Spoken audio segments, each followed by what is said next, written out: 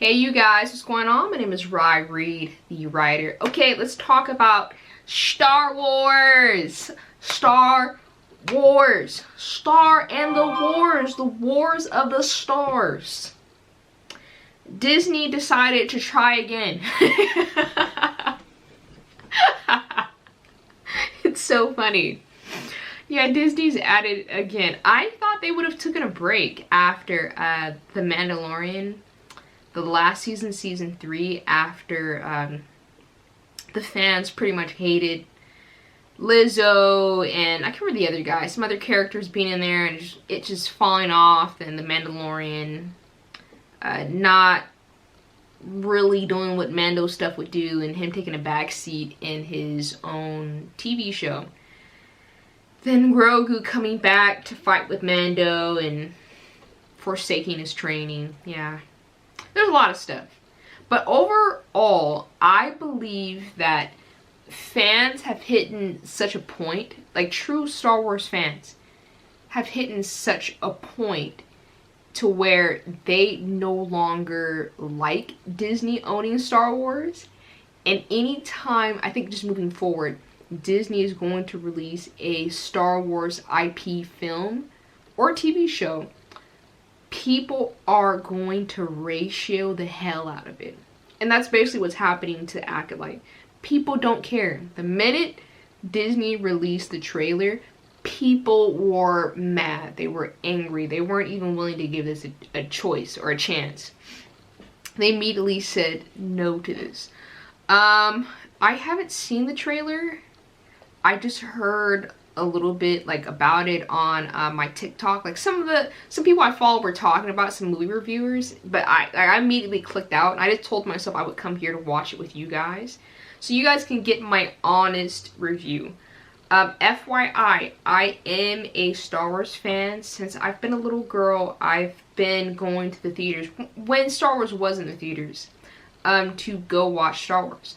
My earliest, I guess meet with Star Wars was, what was it? It was episode 4? Oh, I was too young.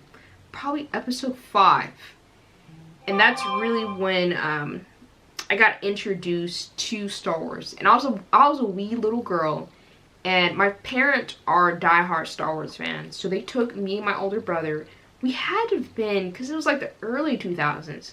So I had to have been like, my phone's going off like crazy. But yeah, I had to have been like maybe 6, 7. My brother maybe 8. So yeah, we were little kids. And I remember holding my mom's hand and walking through the theater. And just like the general excitement of being at the movie theater watching Star Wars and watching fans dress up and people getting excited. And the theater we were at was packed out. It's like somewhere in Ontario in California.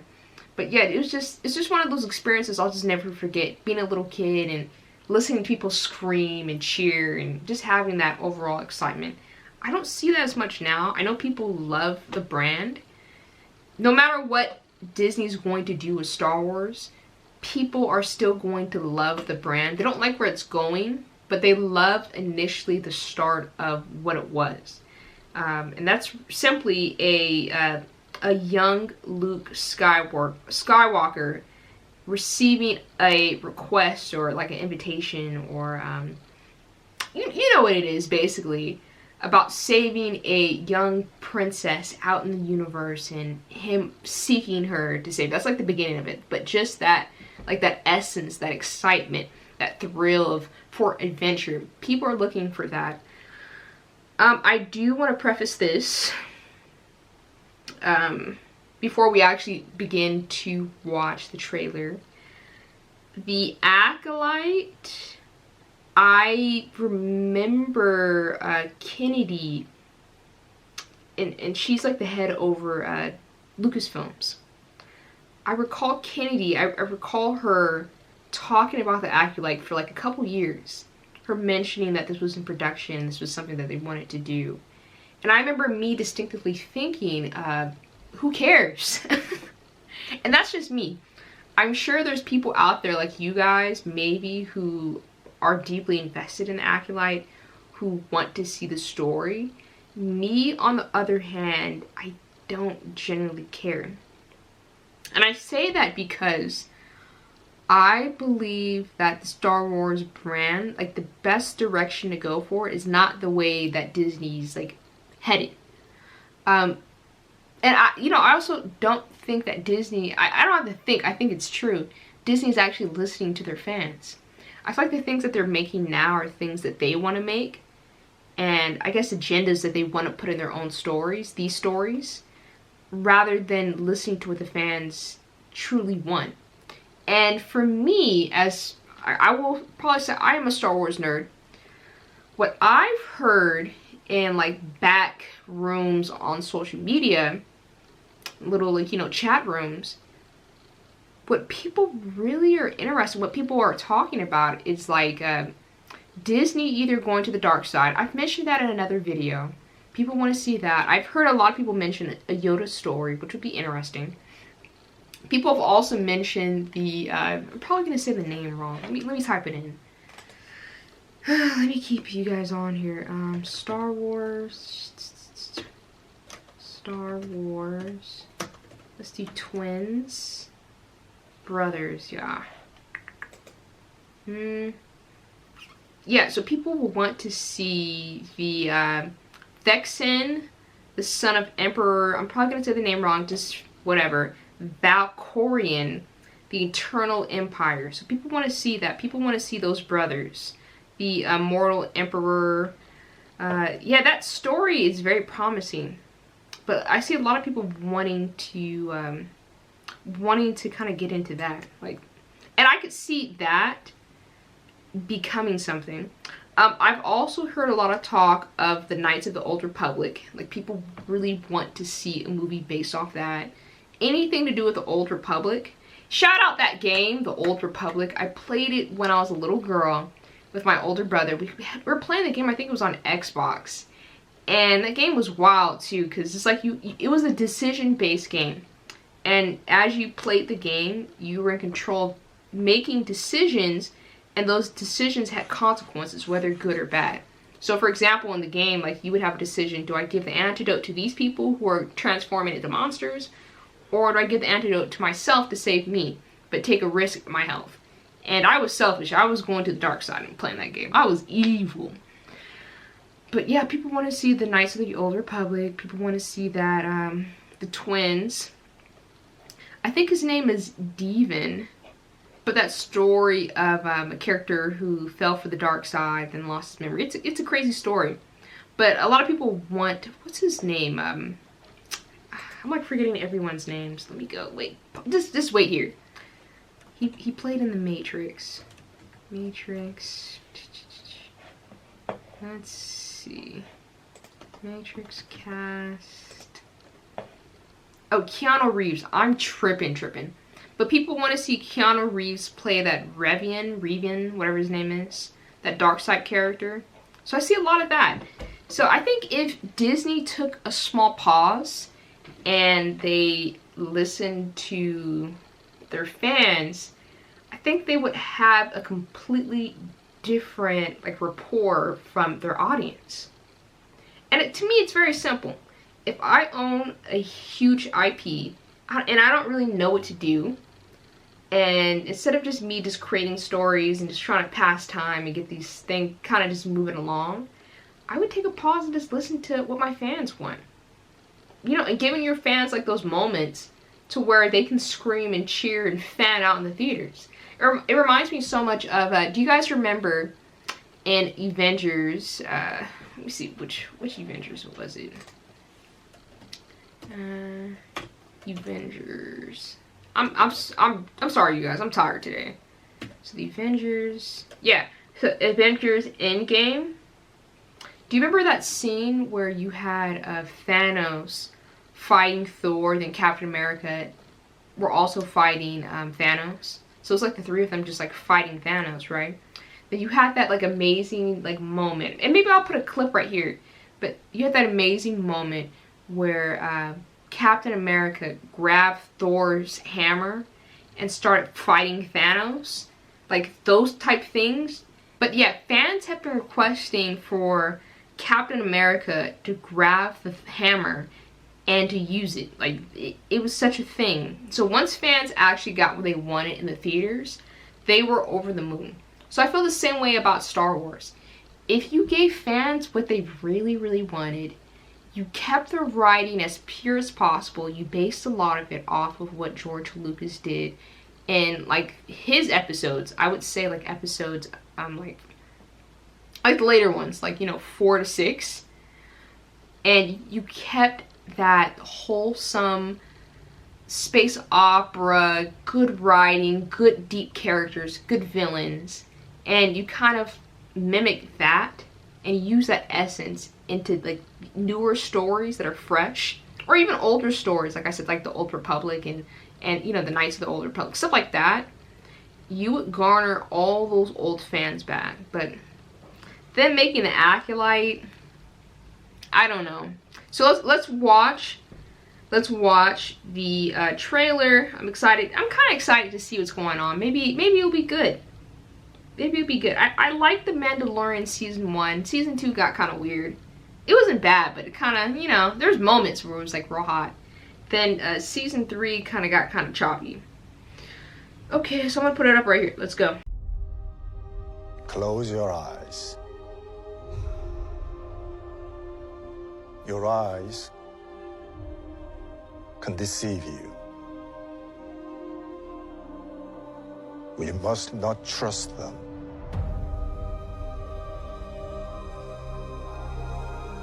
Tell me what comes into your mind.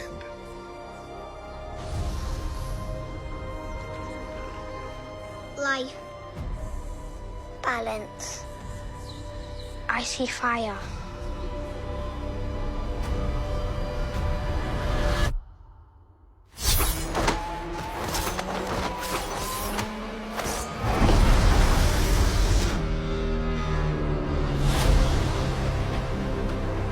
Someone is killing Jedi. It doesn't make sense. What happened? I sensed darkness.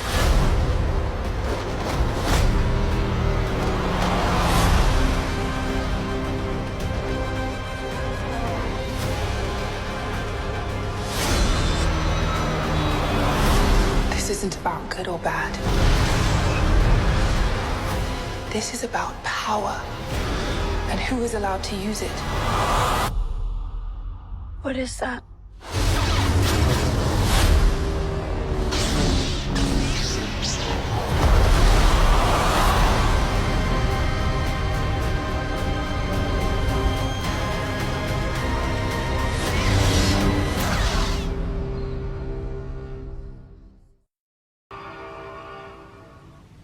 Okay, not bad. Not bad. A little Disney Plus sign at the very end, just letting you know, hey you, don't get rid of your Disney Plus. Not now. Wait until June. Or if you do, come back in June. Yeah, I don't know. It doesn't look bad. It doesn't feel like old school Star Wars. I think that's because of the grading, the color tone that they're using for the film, or for like the TV show, is very bright. Then compared to like George Lucas's Star Wars, which was very dark and grim. I think people forget that Star Wars, essentially, it is a space opera, like a cowboys in space, but it's extremely dark. And it's very sad, and there's very like dark elements within the Star Wars universe. So about this trailer, it kind of had some of those, like, you know, drippings of that, like the dark side. That was pretty cool with the red lightsaber at the very end. I thought that was like really awesome. It looked very cool. Those Jedi look super weak though, no cap. Those Jedi look like they weren't even ready, especially with them being pushed away with the Force so quickly. Looked like they weren't ready for it. So, I don't know. It didn't look bad. I liked the assassin situation. I love assassins in Star Wars. Anytime you throw an assassin, I'm super invested. Like, I really want to see that. And the assassin looks really strong, especially for the fact that the assassin was pushed back with the Force. and she still held her own to push it back. Kind of just told you right then and there that she has some force ability within her. Maybe a Jedi, a former Jedi, Padawan that went evil. I'm not sure. So it kind of looked like it. But yeah, it didn't look bad. You have the Padawan sitting there in that room getting trained. So it's kind of interesting. It looks like something. So let's read this. I'm on Wikipedia. So I just wanted to read to you guys the premise of it, just in case you just don't know.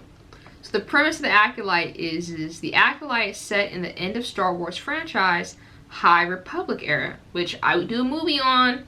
High Republic sounds pretty interesting. Approximately 100 years before the Star Wars Episode 1. So this is before little baby Anakin gets in there and, you know, gets trained, and his mother was in slavery, and, you know, all of that dark stuff. Episode 1 is really fire. The Phantom of the Menace in 1999. Yeah, that's what I'm saying. I don't remember that time. I was just a little girl. I was just trying to live. It sees a respected Jedi Master investigating a series of crimes that bring him to conflict with a former Padawan learner. Yeah, as I said, Padawan. And reveals sinister forces. Because I believe around this time, don't quote me, but I believe around this time, the Sith have been wiped out. They've been gone for, I don't want to say 800 years, but they've just been gone. So Jedi were really just roaming. But as we know with evil, evil's always in the background. Evil's always going to be present. Hence where we get Darth Vader and, you know, the Sith and everything going on with that. So yeah. It doesn't look bad. I mean, it doesn't look bad. I know it's being ratioed to hell out on YouTube. Actually, out of pure curiosity, since we have time, this video might be a little long, but I don't really care. Let's go to YouTube. I just want to read the reviews. Maybe like one or two. Let me type in Acolyte. Acolyte. Star Wars trailer. Okay. Let's go. So the trailer's been out for 4 days. It has 8.7 million views. Okay. Let me scroll down. Okay, so the comment section goes... Why did I think any differently? The comment section goes, "What do you see?" Then the comment section getting turned off. Wow. 15,000 thumbs up. Someone also says, "Someone is killing Jedi. It's Disney." Damn. It's not about good or evil. It's about power. The power not to watch this Disney Plus. Damn. Jedi Master, close your eyes. What do you see? A student. A franchise going down in flames. Damn. Close your eyes. What do you see? I'm shaking hands with Dumbledore. I've won the House Cup. Okay. Why did I even think any differently? Yeah, the Star Wars fans are, they're mad. Another person said, "I'm absolutely shocked that Disney didn't turn off the comments yet." Well, one more. Close your eyes. What do you see? I see many installing the Return Dislike Chrome extension. I'm done. I'm done with the internet. I'm done. Why did I even think any differently? People weren't gonna give it a chance. Well, Disney, I'm wishing you the best. Yeah, this is looking kind of bad. Yeah, go look at the Acolyte trailer for yourself on YouTube. But yeah, everyone and their mother, close your eyes. What do you see? I see I see a dumpster fire.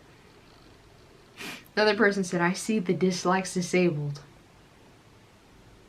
Me canceling my Disney Plus subscription. Yeah, the fans are just, they're not here for it. I don't know. Kathleen Kennedy, I don't know what you're gonna do. I don't know. The trailer, like I said, the trailer didn't look horrible to me, but at the same time, it's not giving Star Wars. It's giving Disney Plus.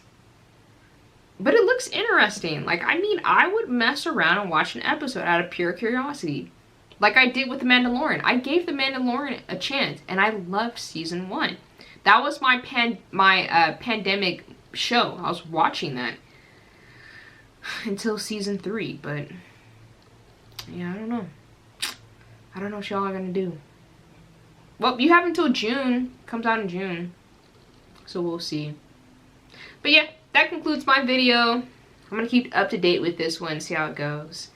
Make sure you like, share, and subscribe. Tell me down below, are you going to watch The Acolyte? Have you commented on the trailer? Did you put one in the comments down there about, tell me what you see? Was that you? Yeah, tell me down below. But yeah, tell me how you feel about this, The Acolyte. Do you feel like it's necessary for Disney to even make this? That's kind of where I'm at. Would you prefer Disney Star Wars to make a different Star Wars? Or do you want them to completely stop making Star Wars altogether and just give up? Because keep in mind, the Rey movie is coming. I believe they've already cast for everyone, so. And I believe they already have a director, so I believe that's already on the way. So it's coming, y'all. A Rey movie is coming. It will be here. But The Acolyte, it is here. So yeah, tell me your thoughts down below. I'm very curious to hear about it. Keep the comment section clean. Keep it clean. Alright, I'll see you guys for the next video. Like, share, and subscribe. I got to go.